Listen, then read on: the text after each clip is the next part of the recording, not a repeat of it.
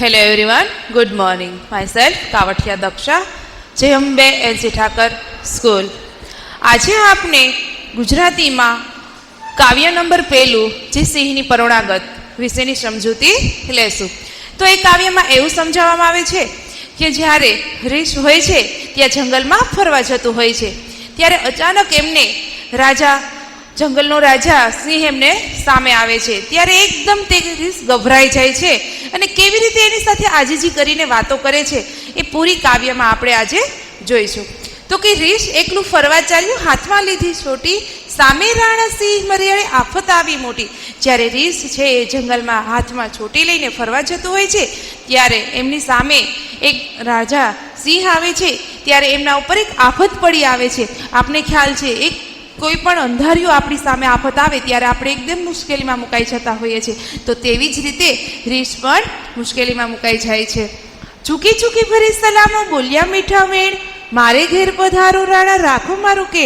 ત્યારે રીંછ એમને શું કરે છે, જો કે એમની આફતમાંથી બચવા માટે સિંહને ઝૂકી ઝૂકીને ભરી સલામો એટલે કે સલામો કરે છે અને મીઠા બોલથી એમને બોલે છે કે મારા ઘેરે પધારો રાણા, રાખો મારું કેર.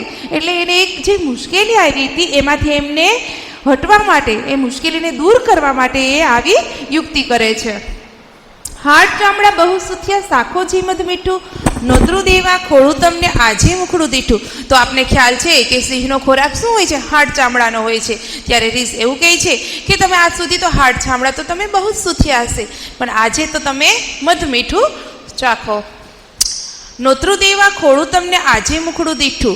એટલે શું કહે છે કે ઘણા ટાઈમથી તમને ખોળું એટલે કે ગોતતો હતો. શા માટે ગોતતો હતો?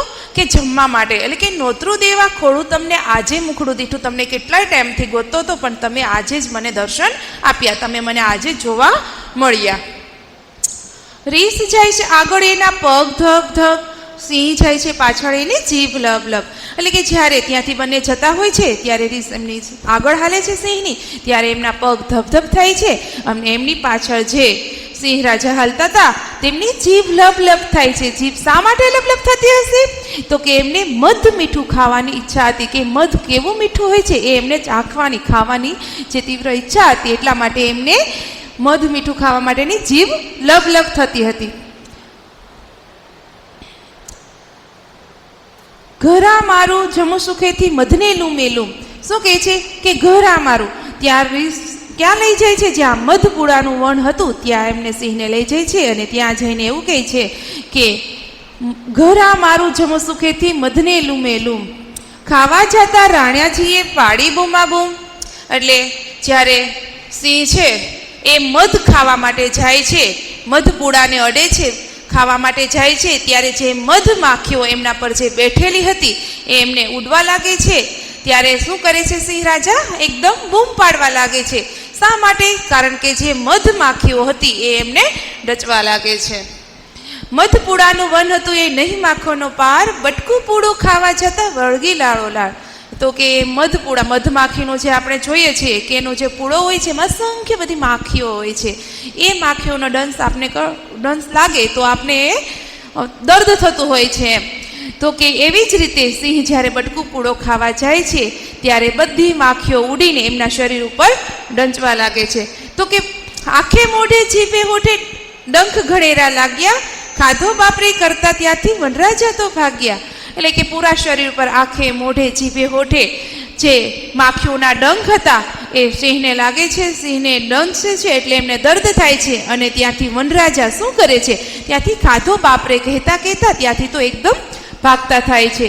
રીંછ એકલું ફરવા ચાલ્યું, હાથમાં લીધી છોટી, સામે રાણા સિંહ મળ્યા આફત આવી મોટી. એટલે ફરી એ જ કહે છે કે જ્યારે રીંછ જ્યારે ફરવા જતું હતું ત્યારે શું થાય છે, હાથમાં છોટી હોય છે અને અચાનક સામે રાણા સિંહ મળે છે.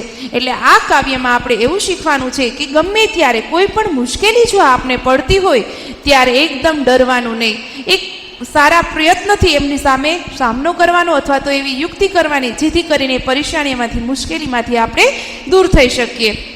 Have a nice day. Thank you.